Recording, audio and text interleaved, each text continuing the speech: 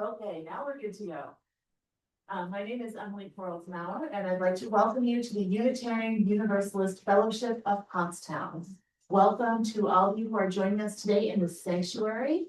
Welcome to all of us who are with us on Zoom, and welcome to those of you who are visiting us from some time in the future online. With all the choices we have for our time, whether it's our time driving in person, or whether it's our time scrolling through our phones at home.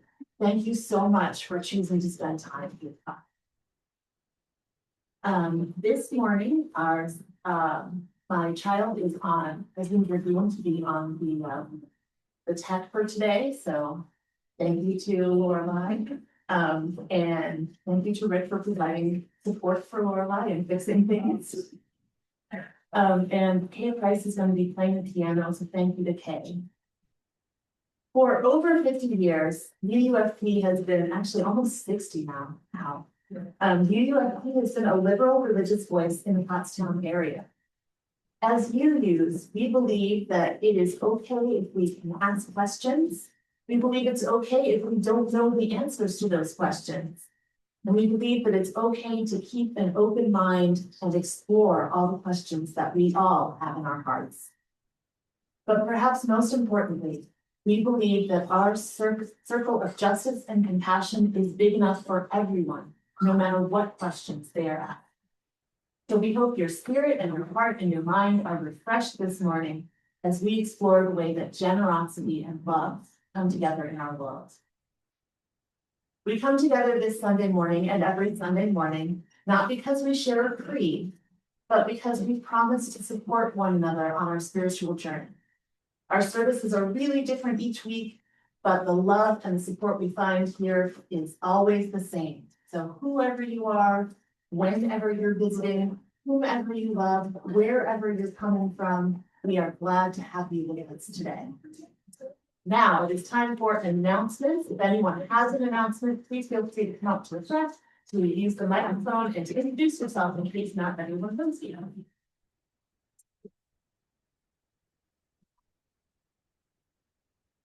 Good morning, everybody.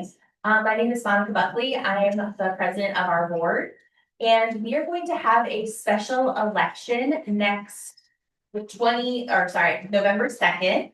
Our treasurer has resigned and we're going to look for a new treasurer. So if you're interested at all in what the treasurer does, or their duties, and we want to know what our board is like, please let me know if you're interested. We will have, so after our service on the 2nd, get snacks, and then we're gonna back in here. Members, friends can come, but they don't have a vote. So if you're a member, please be here. If you're not going to be here, please email me your vote. We will hopefully make an announcement on who those people will be next Sunday. So you have a week to think about it and let me know and get back to me. All right, thank you. Good morning, everyone.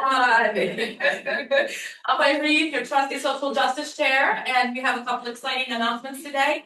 First and foremost, our congregation had an amazing showing at the No Kings March in Pottstown yesterday with our new megaphone. We've had 16 people show up, and members and friends, and I was shooting for 20, but initially we only had 9. So thank you for all that showed up. Thank you for many of you who also contacted us and wished us good luck, said they're going to drive by. It was really, really a wonderful thing to see. There's not an official count yet, but from what I've heard, we've had about 3,400 to 3,500, and then small people show up there. There was absolutely no parking in that big parking lot, as you guys know. So we showed up loud and proud. And you know what? Again, we were heard, especially with our megaphone, even though there's still a little bit of user error and I'm still learning how to use it. So I was gonna bring it as a visual aid today, but my husband stopped me from doing it. Thank you. Okay, thank you to Rob, right? Exactly. So again, thank you very much. Now, my main and most exciting announcement today, even more so than No Kings March, is that we are having visitors from Mainline Unitarian Church. So we have Betsy, Lloyd, and Ken visiting us today. So, yeah, We've connected over social justice initiatives, and we've been trying to work specifically with them on the homeless system Potsdam. So, yeah, so please feel free to reach out to them. I may have put a nugget to them that our third Sunday is a potluck Sunday, and we have classically trained chefs here, so I think this is why they're here today. But yeah, good choice. Yeah, it's very good choice. So they're excited. Please say hello to them and welcome them here. And we look forward to an extra exciting coffee hour because of it today. So thank you very much. Well, the universe has decided that it's time for me to heal my deep-seated trauma surrounding all things musical, as some of you have already noticed. And I had an idea last week because a couple of times I've joined some lovely ladies in this congregation for some concerts and some musical experiences, and it's just been really a wonderful not only an experience of community and friendship within the UU, but also hearing some amazing music. I mean, that organist we heard last week, I mean, she was world class, and I really wish there was more than 40 people there to hear her because she was just amazing. She's the choir conductor at Columbia University, and it's really wonderful. And I thought that it would be a nice way for our congregation to get to know one another, to support local musical groups. And so I had Monica approve my creation of a community concert circle. I'm working with Kim on some signage for it. And the idea is that, and again, as much as people want to or don't want to, I circulate some very low, free or very low cost musical experiences once a month. And looking forward to just, save the date if this is something you find interesting. The Westchester University Wind Symphony will perform on Sunday, November 9th. And they are also featuring one of the US Navy wind ensembles as well. I think this might be their brass ensemble. That concert is completely free. And so more details to follow. I'm interested in organizing carpooling depending on the location and if it works for you, either from here at UUFP or from my house in Glenmore, and get park there and drive together. And then in December, I always wanted to go to this. I was a flute player for like 20 years. The Pennsylvania Flute Choir Christmas concert at the Glenmore United Methodist Church in Glenmore is also completely free. So again, I'd love to come out, experience the beauty of music and the beauty of connection. More details to come.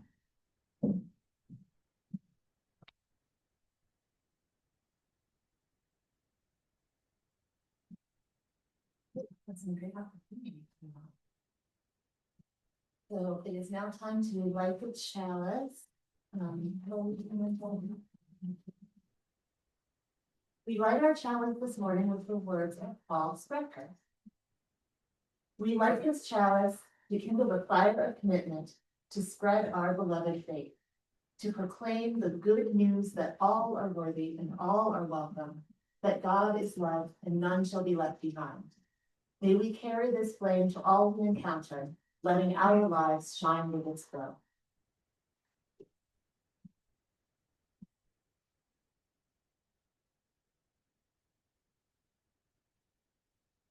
Now we come to the time in our service where I remind us all that being here together is an experience that is enhanced when we are not distracted by our personal screens. So if you have a personal screen, if you don't mind, just muting it so that we can pay attention to what's in this room and who we are as a community together. And I hope that I remembered in the bunch out. All right, so if we've all taken a look, made sure we're good, let's take this chance to take a deep breath. Maybe close your eyes if you feel comfortable. Settle more firmly into your seat. Listen to the small noises that mean we're in a room together.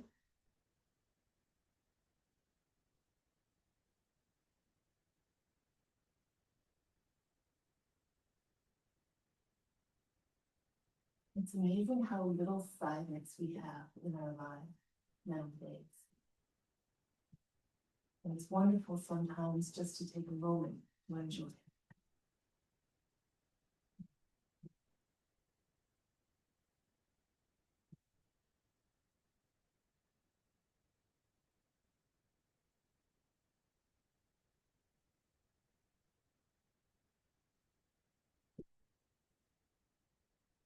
So our opening words this morning are by Anastasia Baroche. And it is actually a responsive reading. So I'm going to start off with an introduction to it. And then we have words on the screen. I didn't put them in the order of service today, I'm sorry. So we come together to lament with, celebrate with, and care for one another in community and in our world. Because we want to be clear with one another, love is not only at the center, but also the opening that invites us to lament, celebrate, and care. Love invites us to honor our independence and all interdependence with all beings in the web of existence. Inviting us to envision a world where all are free from exploitation, and the smallest to the largest are protected and nurtured, care, and respect. Love invites us to revel in our uniqueness, using pluralism as our guide. Love invites us to recognize all beings as sacred and celebrated. Our differences are appreciated and valued. All are equally sacred, regardless of culture, biology, and experience.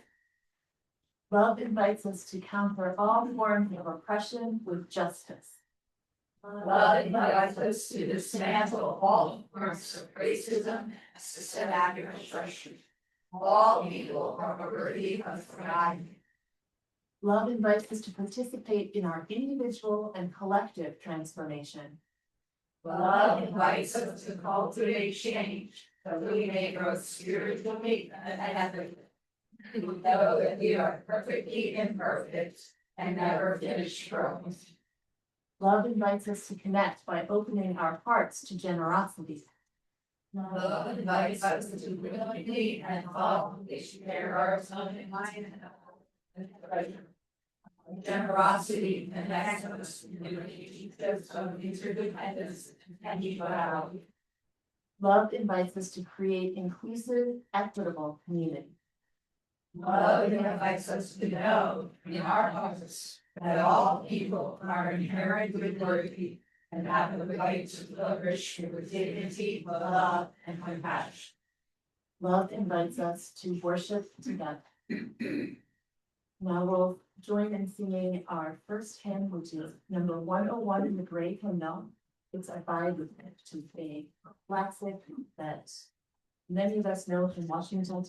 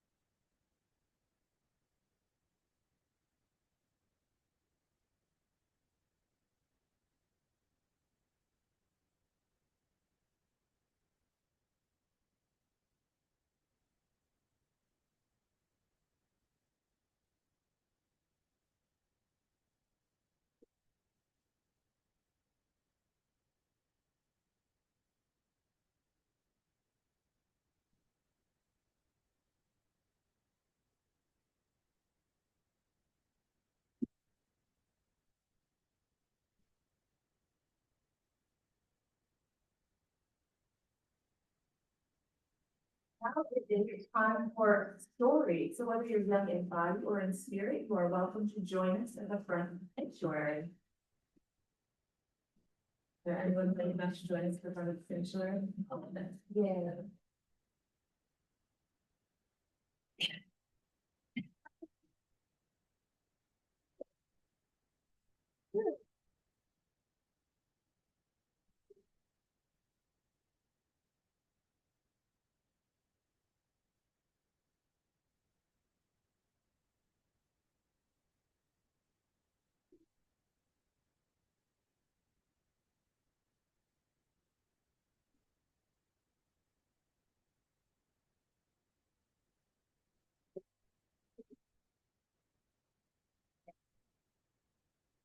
Awesome. So. Have you ever wondered how it came to be that churches are known as places where you can get a helping hand when you need one? Anybody wondered that? No, not so much. So the room we're sitting in right now is called a sanctuary. And a sanctuary is, if you've ever watched Hunchback of Notre Dame. No, no, you guys haven't watched that movie? Okay. It's not Disney's best work, so I'm not that surprised, but sanctuary is a word that means sheltering.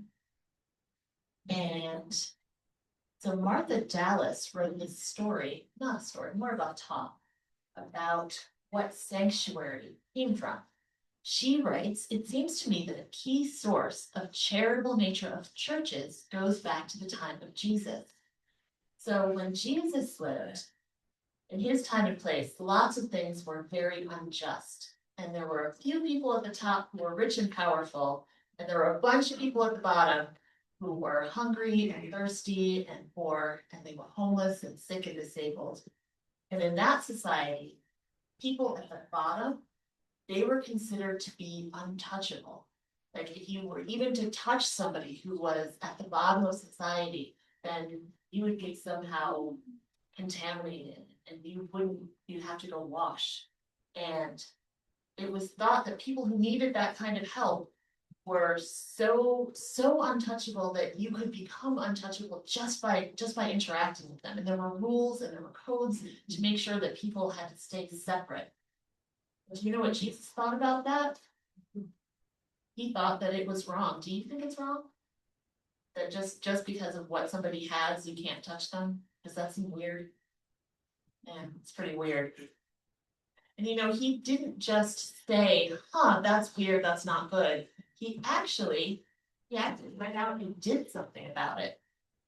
He deliberately hung out with the people everyone else was calling untouchable. And you know what else he did? He touched them. He would go out and he would show them mercy and compassion, and he would feed them, and he would wash their feet. So when the Gospels talk about Jesus, the early church that emerged, they took this part of Jesus's message to heart, and they said, if someone is thirsty, you should give them something to drink. And if they're hungry, you should give them food. And if they're poor, you should give them some money so that they can get what they need. And if they're homeless, then you should offer them shelter. And if they're sick, maybe they should have some medicine. So following Jesus's example, that is what churches have worked to do. Because when you see someone who has a need for help and you decide to offer them help, well, what she said, that's God right there. That's God right there in action. And so if you can keep that in your heart and think about that when you see someone in need, then that's you allowing a little bit of God's light to shine out of you. Anybody have thoughts about that? No? Yes. Yeah. My father, is like then I did something wrong. Like something like I just cut something being like a broken table on the things. And then And then sometimes I was impressed. Yeah, sometimes you get frustrated. Okay. Yep. Yeah, lots of people get frustrated, but that doesn't make them untouchable, right? They still deserve to be comforted. Yeah, I think that makes sense.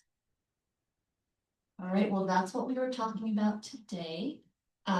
So unless anybody has one more comment, I'm gonna say it's time for you to go and talk about what you're gonna talk about in your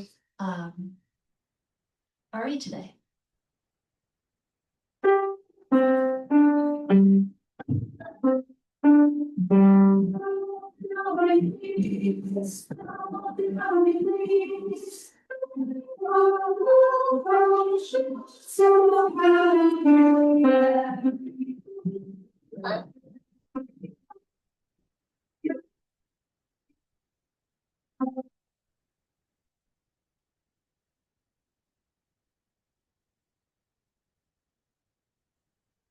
Now is the time when we pause in our service for our morning offering. Eric Walker Wickstrom says, "It said the Lord loves a cheerful giver, but will accept from a grouch as well." So as we prepare to take this morning's offering, may each of us look not just into our wallets and our checkbooks to see how much we have with us, but to also look into our hearts to see how much is available there. How much love and generosity and faith and gratitude and hope that we have. And let's take our offering for that.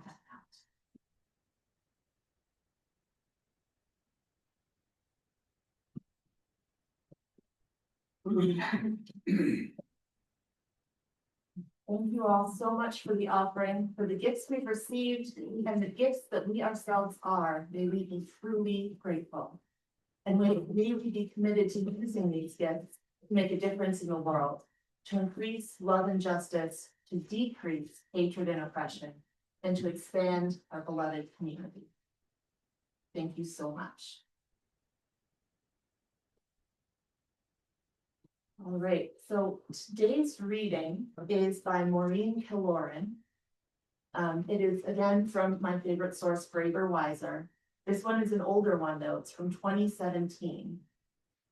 It's called, "With Whom Do You Believe Your Lot Is Cast?" And it starts with a quote, "With whom do you believe your lot is cast? From where does your strength come?" Adrian Rich. Maureen writes,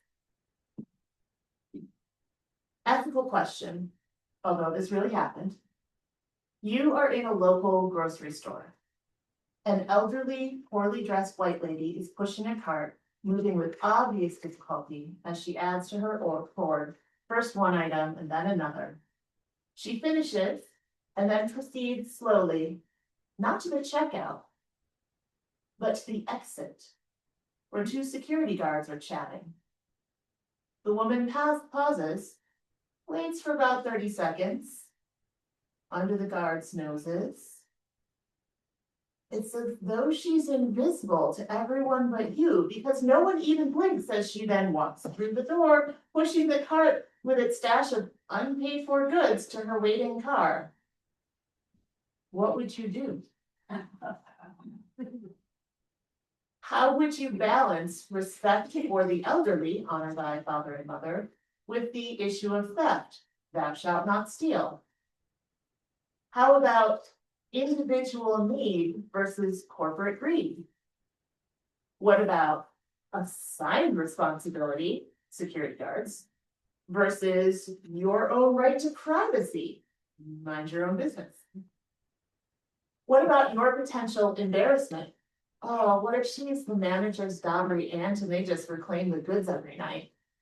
Or her potential shame, an old lady hauled off to jail? On the other hand, are some people more equal than others? What would you have done if the thief had been a body-pierced teen, person of color, a white man in dirty overalls? What would you do?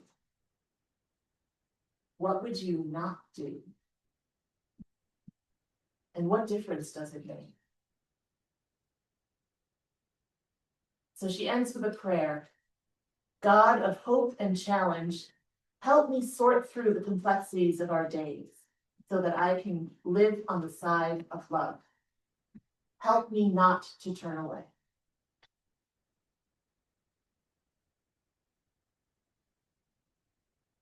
So that reading I thought was really, it just really spoke to me. My sister lives in New York City, and she told me this story about one day how she was shopping in the flagship Midtown Macy's store. It's like giant. It's the one that sponsors the big Thanksgiving parade. And I've been to that Macy's. Like it's packed with people. It's on like a hub of something where people are constantly going through it to get to other places, especially when it's cold out. Instead, I'm just gonna cut through Macy's, like because it's warm inside the Macy's, and then you can get to like the next subway stop that's on the other side of the street.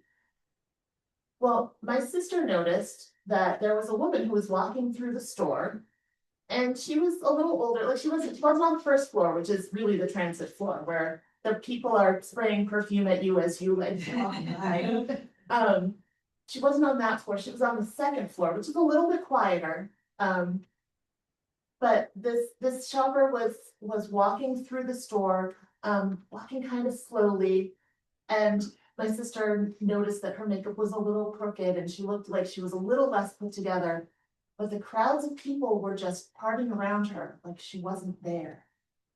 And she had that feeling of, is this person invisible? Am I the only person who can see this invisible woman? And she did walk up to her and ask like if she needed help. And the woman was just like, oh no, I'm just trying to find the bathroom, dear. But it's amazing to me that in a city that is that full of people, how someone can just disappear.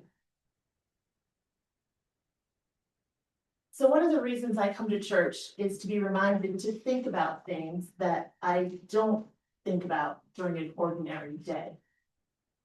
I live my life pretty isolated from the reality of other people's lives. My sister's in New York City. She can't throw a stick without hitting another person. But I live in the suburbs. If I don't want to see another person all day, I don't have to. I could even get my groceries delivered and never have to leave my house. And it's amazing to me that I never would have to be in the situation of Maureen Kaloran or of my sister, running into people in the grocery store and thinking, what do I do now? You know, once when I visited our local grocery store, I saw a woman sitting outside with a child on her lap. And I thought, oh, that's odd. Well, the bus does come by here. And then as I walked a little closer, I saw that she was holding a sign, and the sign said, help. And so I went into the store and I bought a gift card. And when I came back out, she was gone. And I thought, well, did she get on the bus? Did somebody roust her? Because there's a sign on our local grocery store that says, like, no soliciting. I don't know what happened. But I wonder if she got help. I wonder if she was just as invisible as that woman in the Macy's. Invisible to everyone but the building security guard asking her to leave. Generosity is often described as that person who'll give you the shirt off their back. That description makes me deeply uncomfortable. That's the level of sacrifice that I am personally not able to accommodate. I am not willing to go shirtless, and you all are very glad about that. But you know, I am happy to give people a shirt that I'm not currently wearing. Sure. I have a bunch of extras in my car, literally, if anybody ever needs like a warm shirt or a warm coat. We volunteer outdoors, and so I keep an extra set of clothing for each member of my family in the back of my car, and you're more than welcome. But if we think that the only way to be generous is to take a vow of poverty, to like literally leap into the place of someone who's going without and take their place and put them in ours, that limits not just our willingness to live, or give, but our definition of generosity.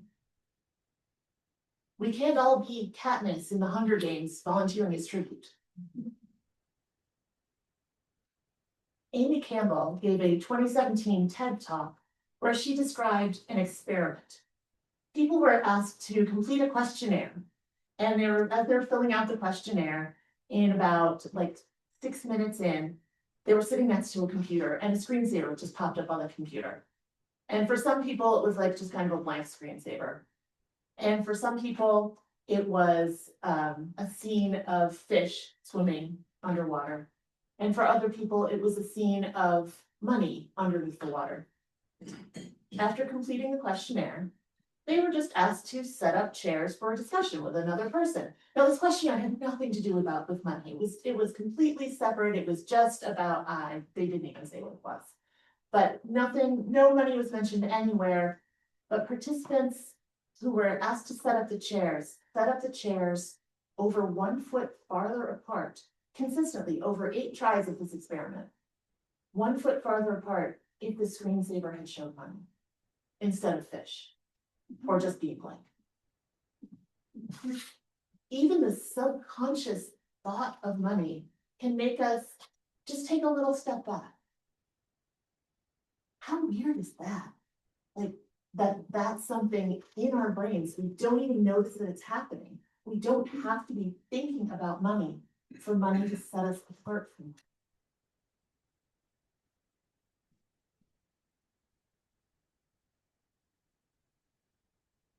But we all know that giving is good. So why don't we do it? Well, Harvard Business School had a talk with Christine Exley and Julian Zlata. They are both people who study behavioral economics. And they were interviewed by the Harvard Business School Alumni Bulletin. Now, as behavioral economists, they're less interested in the question of our innate capacity for generosity, and more interested in what in particular might shift the balance for a particular instance. So Zlata points out that people express the pro-social good of generosity in different ways, in different situations. For example, some people are happy to just round up at the grocery store. You know, when you check out and it says, do you want to round up your extra 5 cents and give it to the local food bank? Some people are happy to do that. And some people are like, why are you asking me this every time? But you know, those same people who are annoyed at the grocery store, they might readily like write out a check if they get a letter in the mail.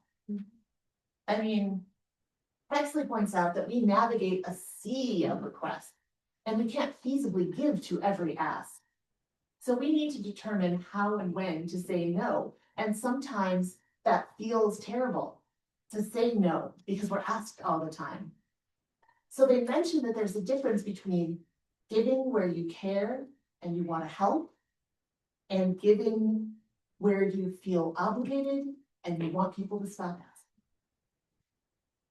asking. So one is pro-social and makes you feel awesome, and the other makes the giver want to take a couple steps back. Exley pointed out this paper that showed that people are super likely to give to a charity that says, if you give, we'll take you off our donation list.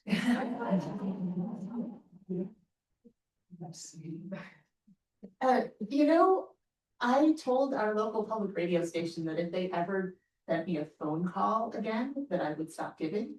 But I don't care. They can give me as many emails as they want. They can send me letters. I'm happy to give. I give them like almost every time they send me something, I'll give them. But if they ever call me again, you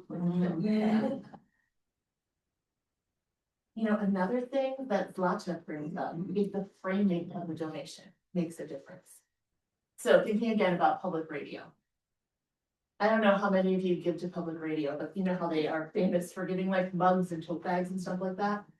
So when you are getting that mug or that tote bag, are you thinking of it as, I am purchasing an overpriced tote bag and the proceeds are going to charity? Or are you thinking of it as, I am donating money and they are giving me a free tote bag? Because one frame is more of like a virtuous form of shopping.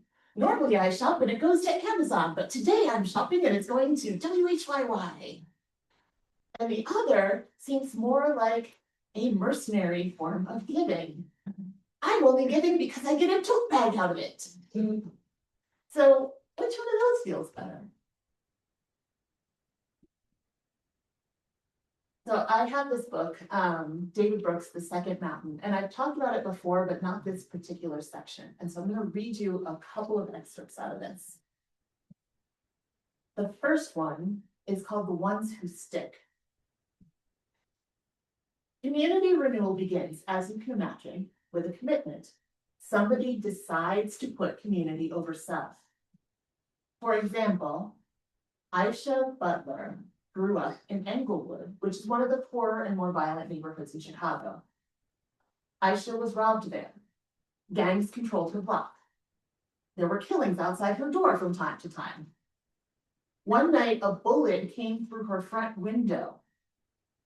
There was no decent local school for her 9-year-old daughter.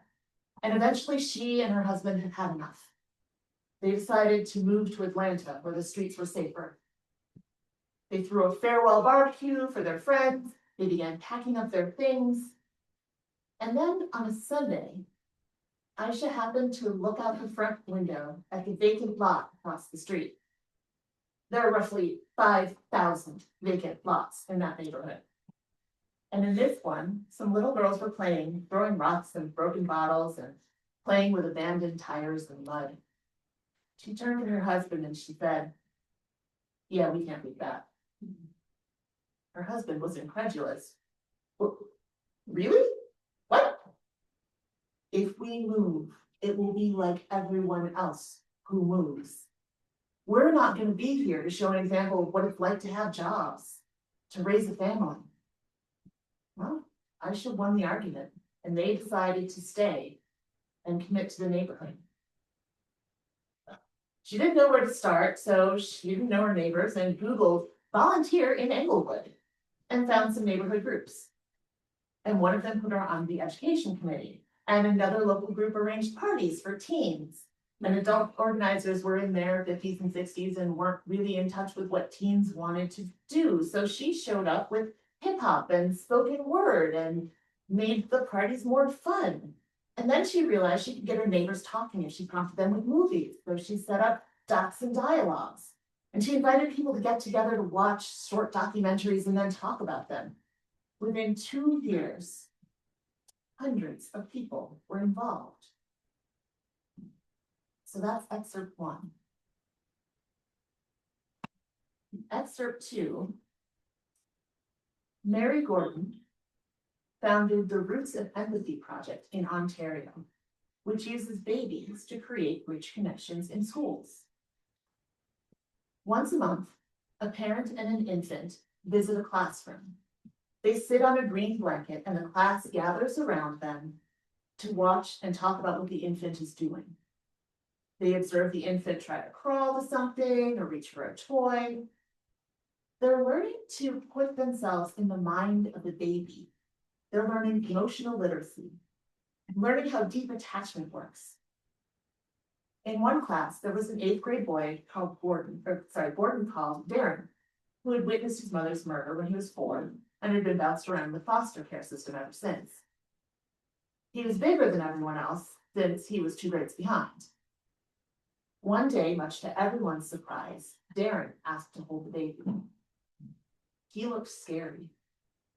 The mother was a little nervous, but she let him, and Darren was great with the baby. He went over to a quiet corner and rocked the infant while the baby snuggled into his chest. Darren returned the baby to his mother and asked innocently, "If no one's ever loved you, do you think you could still be a good father?" Empathy and connection. The moment when community begins to heal a wound and create a possibility. One thing that both of those excerpts have in common is that they involve generosity. They don't involve opening your pocketbook and reaching out with cash flooding those neighborhoods, cash flooding those programs.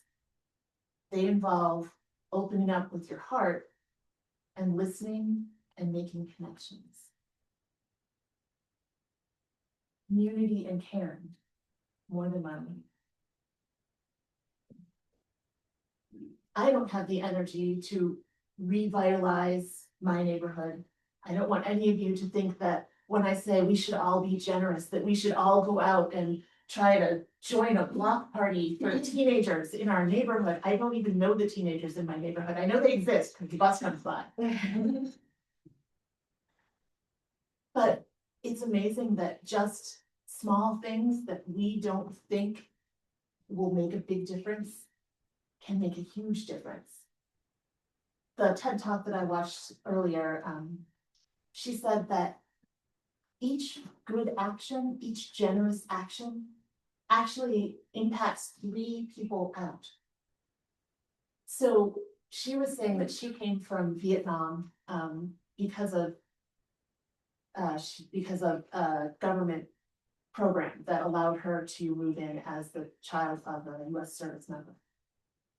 And then she went on to sponsor a family in Tanzania.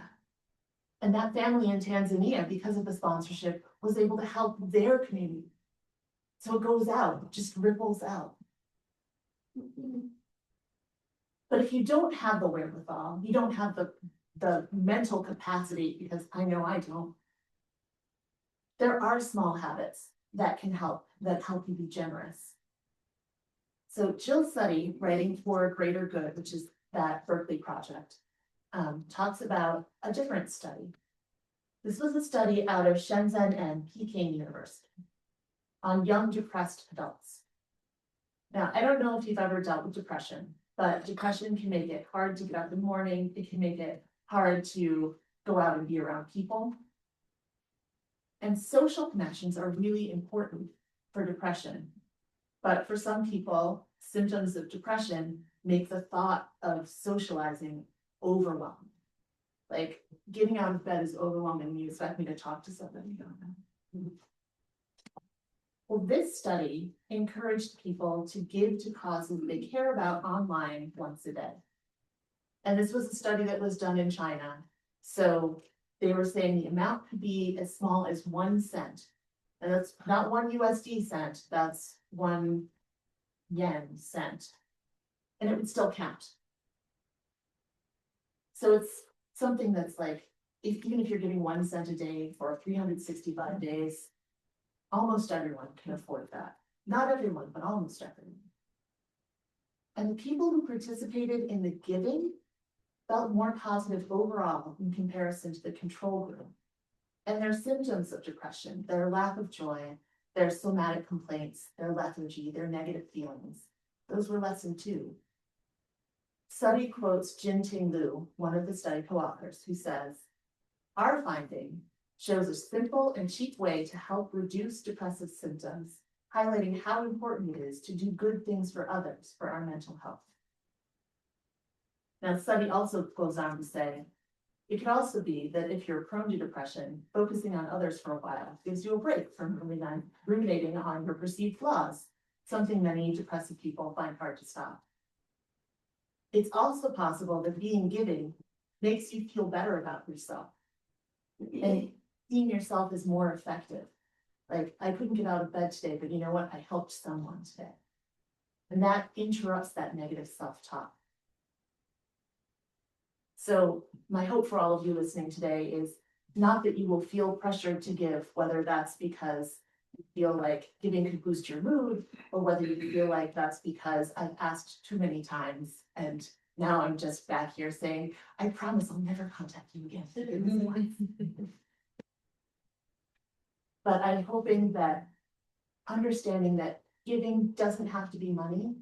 It just has to be the feeling in your heart of reaching out to others and thinking about others, and then taking 1 step in that direction. So hopefully you can all take that with you, and I will take it with me as well. So please join in singing hymn number 325 in the great hymnal, Love Makes a Difference.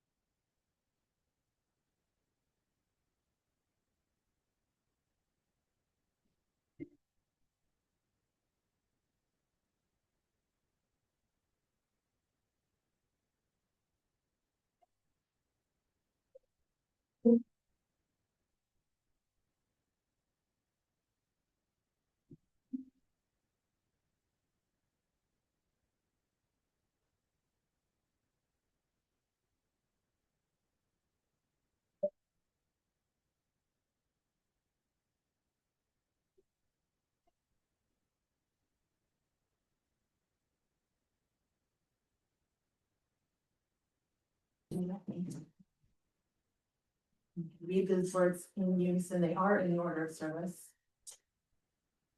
We extinguish each of our own, but not the way of the warmth of community, or the fire of commitment. These we carry in our hearts and in our hands until we are together again. We only have some closing words, if I can get back into my computer. Our closing words today are a quote from James Morrison. It says, "Within each of our hearts, there is the most glorious light. Go forth and let its spark help you to understand what troubles both you and others. Go forth and let its light of reason be a guide in your decisions. Go forth and bring its ray of hope to those in need and help, both in body and in spirit, that they may find healing. Go forth and fan the flames of passion to help heal our world. Go forth and spread the warm glow of love, pushing back the darkness of the world. Go forth and share your glorious light with the world." So, amen. Shalom, salam, blessed be. Go forth and have coffee.